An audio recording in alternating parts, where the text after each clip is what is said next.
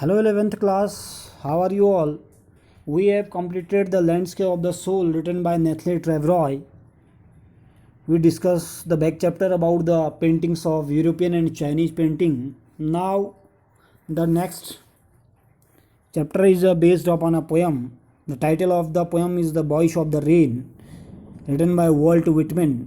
यानी कि बारिश की आवाज़, rain, voice of the rain का मीनिंग क्या है? बारिश की आवाज़। ये जो पोयम है, ये पूरी पोयम जो है किस पर डिपेंड है? पूरी बेस्ड अपॉन अ रेन, यानी कि बारिश के ऊपर डिपेंड है। तो हम आज इसको स्टार्टिंग से पढ़ाएंगे आपको। वॉल्ट विटमैन की जो पोयम है इसमें किस बारे में लिखा है, ठीक है ना।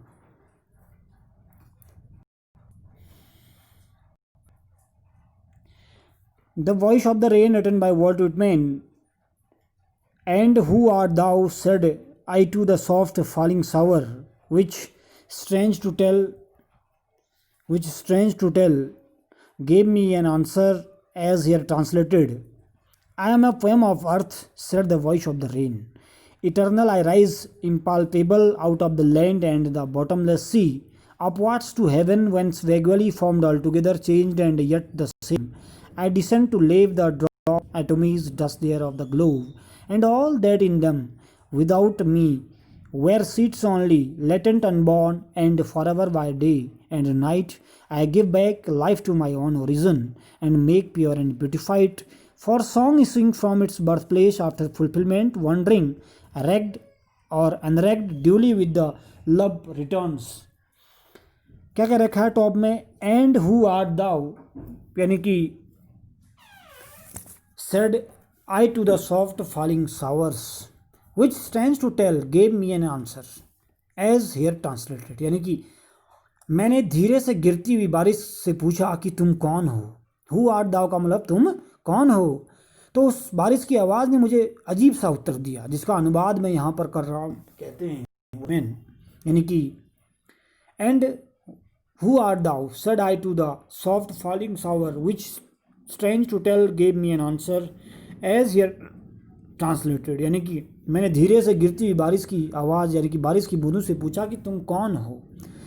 बारिश की बूंदों ने, यानी कि उसने मुझे अजीब सा उत्तर दिया, जिसका अनुवाद मैं यहाँ कर रहा हूँ। क्या उत्तर दिया?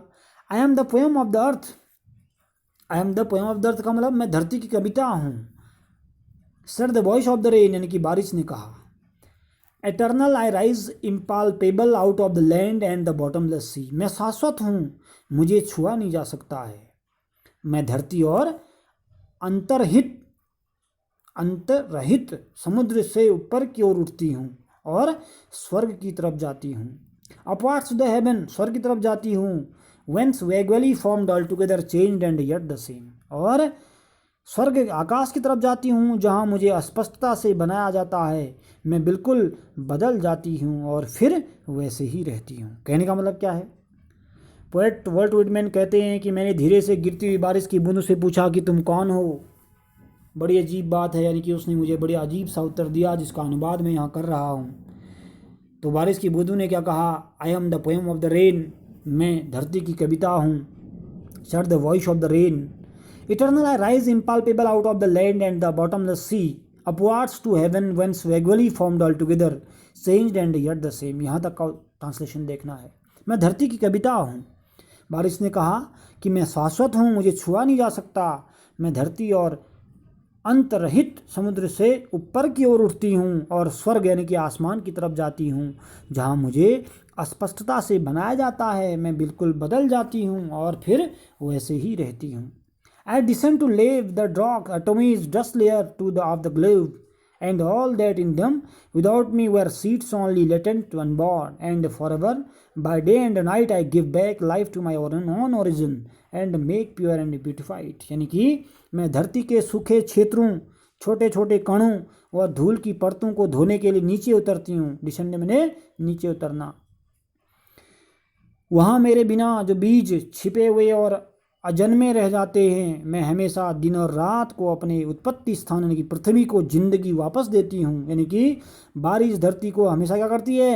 हरा भरा करके उसे जिंदगी देती है। मैं इसे पवित्र व सुंदर बनाती हूँ। मेक प्योर एंड ब्यूटिफाइड का मतलब मैं इसे पवित्र और सुंदर बनाती हूँ। दोबारा देखना है लाइन स्टेंजा का सेकंड स्टेंजा जहाँ से मैंने लिया है आई डिसेंड से। आई descend to lave the dross atomies, dust layers of the globe, and all that in them without me were seeds only, latent, unborn, and forever by day and night I give back life to my origin and make pure and beautified. यानी कि मैं धरती के सूखे क्षेत्रों, छोटे छोटे कणों व धूल की परतों को धोने के लिए क्या करती हूँ, नीचे उतरती हूँ। वहाँ मेरे बिना बीज छिपे हुए और अजन्मे रह जाते हैं। मैं हमेशा दिन और रात को अपने उत्पत्ति स्थान यानी कहाँ है, पृथ्वी को जिंदगी वापस देती हूँ। यानी कि बारिश क्या करती है, धरती को हरा भरा करके उसे जिंदगी देती है और मैं इसे पवित्र हुआ क्या बनाती हूँ, सुंदर बनाती हूँ। फिर क्या कहा गया लास्ट में, ब्रैकेट में दिए गए लाइनें हैं, for songs issuing from its birth place after fulfilment wandering reck'd और अनरेग्ड ड्यूली विद लव। यानी कि क्योंकि गाना यानी कि बारिश की आवाज़ जो है अपने जन्म स्थान से बाहर आकर पूर्ति हो जाने के बाद घूमती है, चाहे इसका ध्यान रखा जाए या नहीं, पर यह उचित समय पर क्या करती है, प्यार के साथ लौट आती है। बारिश धरती से उठकर कहाँ, वापस नीचे आकर प्यार और खुशहाली फैलाती है। फिर से उसको क्या जाना है, वेपर होके, वेपराइजेशन होके यानी कि वाष्पीकरण होके फिर आसमान में जाना है, बादल बनना है, फिर से नीचे बरसना है। कहने का मतलब क्या है, जो ये दो आवाज़ें हैं, ये टू वॉइसेस क्या हैं, रेन्स की हैं, ठीक है ना।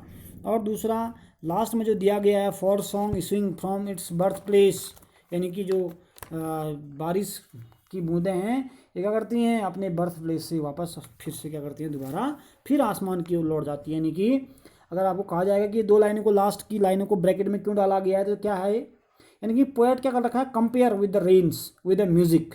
First he gives the description of rain, पहले में उसने क्या किया, डिस्क्रिप्शन किया रेन का।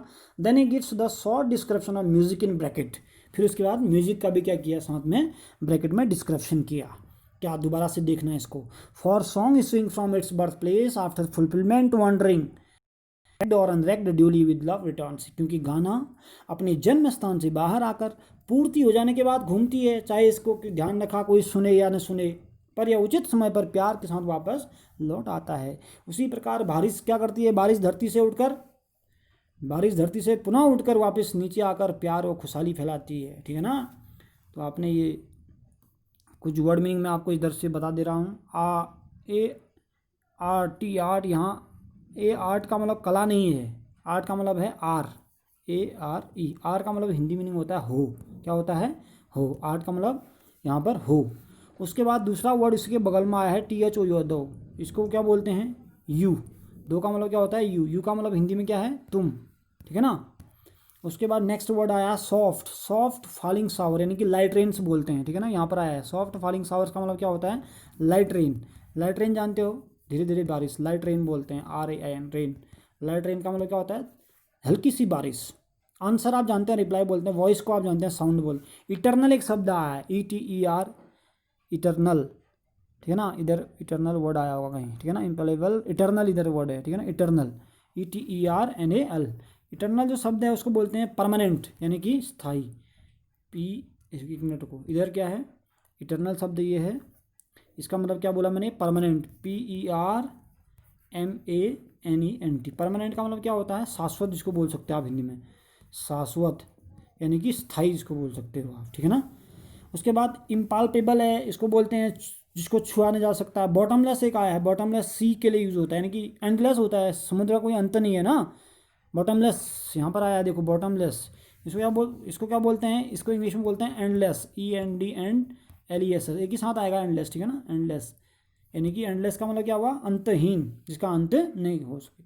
वेगुअली एक आया है, अस्पष्टता बोलते हैं। एटमीज आप जानते हैं, छोटे छोटे कणों को बोलते हैं। ग्लोब धरती को बोल। लेटेंट अनबॉर्न आया होगा, लेटेंट का मतलब होता है क्या, latent unborn, LATENT, latent unborn. ये जो इधर वर्ड दिया गया आपको बॉटमलेस, उसके बाद मैंने क्या बोला, वेगुअली और यन रूट। ग्लोव लेटेंट का मतलब हिडन होता है, हिडन, छिपना। ब्यूटीफाइज माने होता है सुंदर बनाना। स्विंग माने होता है बाहर आना। रेग्ड और एनरेग्ड, रेग्ड में होता है ध्यान देना, इधर एक शब्द आया है रेग्ड और एनरेग्ड। एक तो होता है ध्यान देना, और दूसरा यहाँ पर एनरेग्ड उसके बगल में है नहीं देना, यानी कि क्या नहीं देना, ध्यान नहीं देना, उसको अनरेक्ड बोलते हैं। रिटर्न से आप जानते हैं वापस लौट आना, ठीक। तो ये पूरी पोएम आपकी फिनिश हो गई है। इसके जो क्वेश्चन आंसर है मैं आपको नेक्स्ट वीडियो में भेजूंगा, तब तक आपको इसके वर्ड मीनिंग और ट्रांसलेशन करना है, ठीक है ना। The voice of the rain है रिटन बाय वॉल्ट व्हिटमैन।